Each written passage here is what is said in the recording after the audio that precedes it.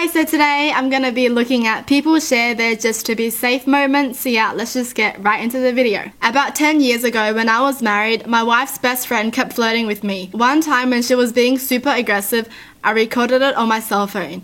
A few months later, she accused me of saying to her the very things that she said to me. One listen from my wife to my phone completely exonerated me and shut her down completely. She was trying to ruin my marriage because hers was crappy. Wait.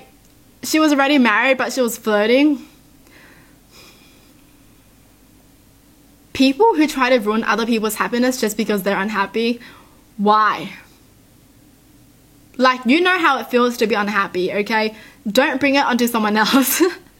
You know what I mean? Because I feel like if you know what it feels like to be unhappy, you wouldn't want someone else to be unhappy. Unless you're just a really bad person. Thank gosh for his quick thinking though. Because I feel like maybe if you didn't have that, you know, it would be very messy. Flipped over my shoe and shook it just to make sure, because I had found a spider in it the night before. There was another spider in there. And yes, I'm in Australia. That's what I was always taught to do. Like, my dad always told me to like step on the outside of my shoe first, you know, just in case if there's a spider there, you know, squash it first, alright, just in case. But sometimes I don't do it, and like, I think about this, you know, like every time I put my shoe on without doing it, like my mind is like, please, no spider in my shoe, please. 4 students of mine won the first prize for a project they did, and we all got a free trip to London. We had spent the day sightseeing and were exhausted, so we got an ice cream and sat on a bench in a park to relax. A couple of minutes later, I noticed this couple walk by slowly, staring at us. My spidey senses go mental. I do not like these people for some reason. She walks by and sits on the bench next to ours, and he sits on the bench across from hers. They aren't talking, just looking at each other. That's so suspicious, like they're walking together first and then they sit on separate benches. What? And that is when I notice her reaching into her pockets. I jump up, grab my students and run out of the park. My poor students are confused and wondering what on earth is wrong with me. When all of a sudden we hear screaming. Turns out she tries to rob them. Whoa. Trust your gut feelings, okay? I feel like these stories are pretty similar to gut feelings too, because they had a feeling and they were like, just in case, you know, just in case. Very minor, but once I was going out drinking in San Francisco with some friends. We loved going to this kind of dive bar in the Tenderloin, rough neighborhood. Anyway, I had just bought a new car and was worried about parking it in the Tenderloin. All my friends assured me it'd probably be fine. As we parked in the street about 2 blocks from the bar, a homeless guy came up to me and said, "Man, you don't want to park that new car here. Somebody gonna smash them windows and steal your stereo, your sunglasses." On a whim, I just said, "Yeah, but we're kinda late. Wanna keep an eye on it for me?" He pauses for a second and goes, like a security guard, "Yeah man, I'll watch your car. You got $10? My friends, confused, started mumbling about just walking on, but I thought it couldn't hurt much, so I gave the guy $10. "Here's your $10. Keep an eye on it, man. If it's still in good shape when I get back, I'll give you another $10. $20, all I gotta do is sit here and make sure nobody smashes my window. There isn't anything inside anyway. It's new.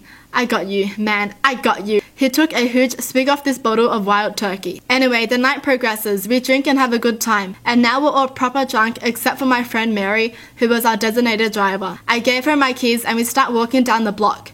One by one, we notice almost every parking spot has shattered glass next to it. Somebody went through the area and smashed each window to get into the cars. I get this sinking feeling in my stomach. I'm already mentally prepared to have to shell out a few $100 to replace the window of a car that wasn't even mine a week ago. But lo and behold, we get to the spot and my car is fine. And the homeless guy is bundled up in a sleeping bag and he sees me and goes, "Hey, you're back! You won't believe what I did for you. Check this out." And he shows me this huge bruise on his face and pulls off his gloves and shows me his knuckles, which are scraped. "What happened?" I said. "Some tweaker came around smashing windows and grabbing stuff. He gets to your car and I'm like, yo, pass that one. That's my responsibility." And he turned around, pulled back on this big old brick he's got in his hand, and I jumped him from behind and he hit me in the head with his brick. But I knocked him good, man. I changed his mind, man. He was all strung out and he ran off down the block. Wow, oh my gosh, I'm gonna get emotional. My friends and I are staring at this guy incredulously. My car is fine, spotless. I reach into my pocket for $10, but I realize I don't have cash. Dude, thanks so much. Give me a second. I gotta get your cash. I say as I walk into the liquor store on the corner to use the ATM. As I'm checking out, I realize they've got 750s of wild turkey in there for like $10. I buy one for him. I give him the $10 and the bottle. Thanks for keeping an eye out on the car for me. You would have thought this dude just won the lottery. Oh, shoot! He kept screaming. Then he kicked the pile of blankets on the side and I realized he had a girl there sleeping. And he goes, "Wake up, look what I got." And she rubs her eyes and looks confused at us. Then at him, then at the bottle, then at us. Wordlessly, she reaches for the bottle. He hands it to her. He's still screaming and hollering like it's the best day of his life. Whoa. He seems like such a good person, honestly. Man. He's just so happy to receive $20. It makes me happy, you know. It makes me realize that sometimes things aren't that bad. I was at a party when I was 16. It was in a small farm town about 20 to 25 minutes from my actual town, and everyone was out partying in somebody's parents' barn and having a real good time. I didn't realize that our designated driver had been drinking all night. When it was time to go, I couldn't even tell she was tipsy, but something wasn't right, so I didn't want to drive back with them. For whatever reason, I decided to get the verbal tongue lashing from my mom when she came to pick me up. Well, my friends in the first car were apparently veering across the road, got picked up by the cops, and all of them got to spend the night in jail. Glad I opted for my mom. Wow. They didn't even realize though, they didn't even realize that the person was drunk. Good thing they had a feeling though. Good. Some people can't even stay responsible. Honestly, if you know you're the designated driver, don't drink. If you know you're going to be driving back, just don't drink, okay? Honestly, because you're going to be driving people back, and that's basically your responsibility too. And if you were drunk driving, you could have lost your life and caused your friends to lose their lives too. So please be responsible. Was about to put a new load of laundry into my washing machine in the dark. Saw what looked to be a large sock still in the washing machine. Put my hand halfway into the washing machine, then pulled my hand back and thought, huh? I usually don't leave things in my washing machine. Turned on the light and it was a bat sitting there. I put him in some Tupperware and brought him outside, left the container open and left him a bag of Doritos. He was gone in the morning. Oh, this is making me cringe because imagine you don't know what it is and you just touched a bat. I don't know, for some reason I feel like bats are scary, but if you look close up, they're actually pretty cute. But if you see them upside down with so many other bats, they're pretty scary. Saved the group project a couple of hours before my moron partner decided to make some beneficial changes. One of those changes was, and I quote, "You forgot to cite Wikipedia." Citing Wikipedia was an immediate 0, which was underlined, bolded, italicized, and uppercased in the rubric. Wikipedia! This is why I hate doing group projects. You just can't trust nobody, okay? A few weeks ago, I stubbed my toe on the coffee table on my way to bed. Instantly, I had a feeling that something was wrong as the pain was much more substantial than a normal stubbed toe.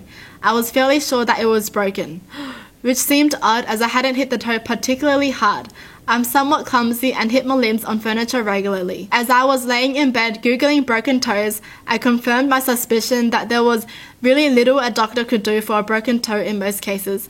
I drifted to sleep secretly hoping that I was wrong and it would feel better in the morning. It did not. For whatever reason, I decided to go to the hospital for an x-ray even though I was fairly certain it was broken and that the doctor wouldn't be able to do anything to speed the healing.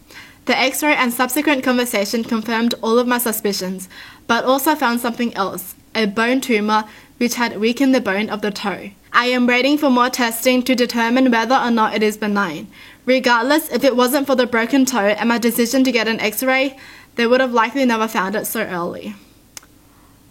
Whoa, that's so crazy, just accidentally stubbing your toe and then you find out it's broken, plus you have a bone tumor. What a rough day, honestly. I was offered a job in Europe where I was promised a bonus that was X% of my salary, paid twice a year. When the offer was sent, there was no mention of the bonus, and when I questioned why, I was told, don't worry, it's in the email with my official company signature. I put that one into the saved folder, just to be safe. Smart. Fast forward to moving, on the first payout period, I was told I needed to be with the company for 90 days first before a bonus would be paid. Okay, I was annoyed, but I guess that makes sense.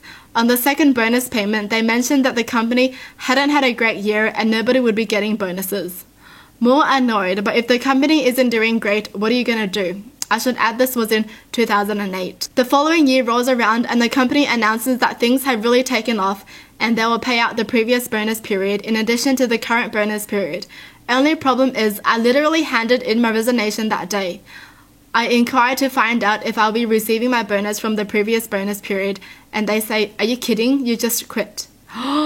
I call a lawyer. I dig up the email from the start of this post, hand that over, and the lawyer says it's a slam dunk case. She goes after both bonus payments from the first year and both bonus payments from the current year, even though one of them hasn't happened yet. Company calls me and tries to get me to drop it, and I refer them to my lawyer. Oh! A week later at my new job, the lawyer informs me that they've paid all 4 bonus payments, and she also went after her own fees, so it cost me nothing. Glad I saved that email. Cover yourself and do not let others push you around. Yo! Wow, that deserves a clap, okay? Because if this was me, I'd just be like, okay, I guess that's it. I'm so bad at confronting people. Well, that's it for the video. Hope you guys enjoyed. Tell me in the comments down below what your thoughts are. And as always, thanks for watching. Hope you guys liked it. And I'll see you guys next time. Bye!